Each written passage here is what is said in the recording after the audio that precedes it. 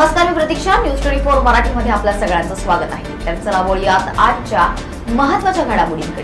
जोधपूर आकाश educational services limited परीक्षा तयारी सेवांमधील राष्ट्रीय नेता जोधपूरमधील त्यांच्या 23 विद्यार्थ्यांनी प्रतिष्ठित जेईई ॲडव्हान्स्ड 2024 ची परीक्षा उत्तीर्ण केलेल्या उत्कृष्ट कामगिरीची घोषणा केली गेली.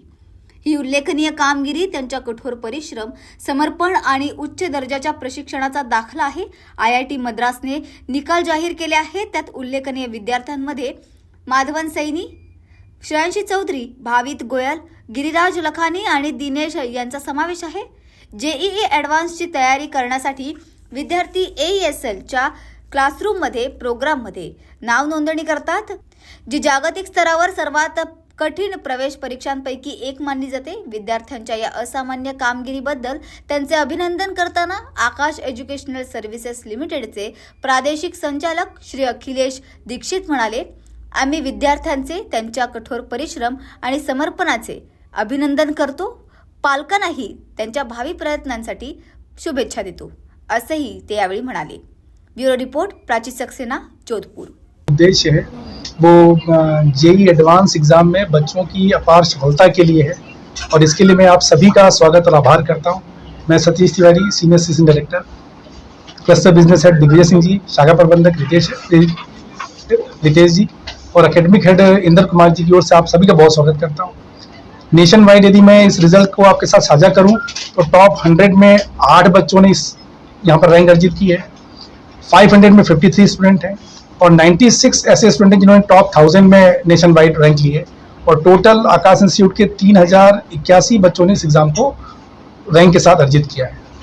जोधपुर के लिए यदि मैं बात करूं तो 23 बच्चों ने इस एग्ज़ाम को क्वालिफाई किया है, जिसमें कैटेगरी में 562 है, 969 रैंक है और 10,000 के ऊपर 7 ऐसे स्टूडेंट हैं जिन्होंने इस एग्ज़ाम को क्रैक किया है.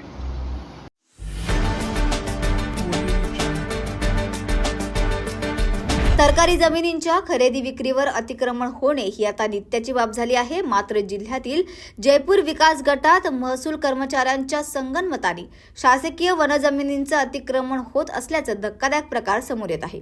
गौण खनिज संपत्ती विकून गावकऱ्यांना फसवून त्यांच्या नावावर नोंद केली जात आहे. नंतर मोठी रक्कम देऊन त्या जमिनी बड्या उद्योगपतींना विकून कोट्यवधी रुपयांची उधळपट्टी केली जात आहे. लोभापायी सहज फसले जाणे अशीच एक नवीन घटना ग्रामपंचायत झालरौंडा येथील उघडकीस आली आहे.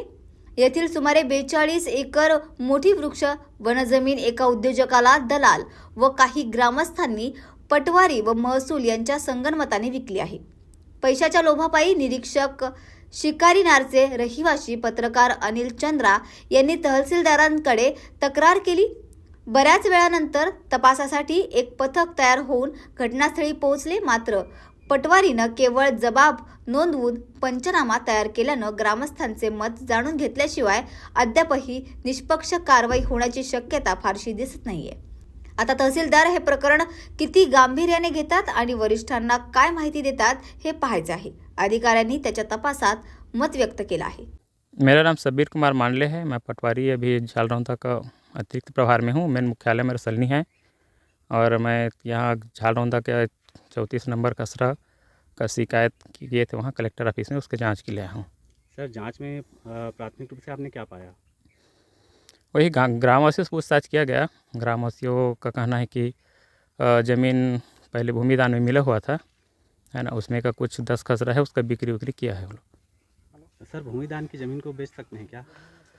अब वो शासन जाने वो क्या नियम है, मेरे पास उसकी जानकारी नहीं है. बाकी भूमिदान का ज़मीन को अभी मेरे रहते तक बिक्री नहीं हुआ है. अच्छा, आपके रिकॉर्ड में क्या है वो जो भूमि बता रहे हैं वो अभी सब भूमि स्वामी दिखा रहे हैं अभी रिकॉर्ड में. पूर्व रिकॉर्ड के बारे में कोई जानकारी है? अभी नहीं है, पुराना देखने पता चलेगा वो.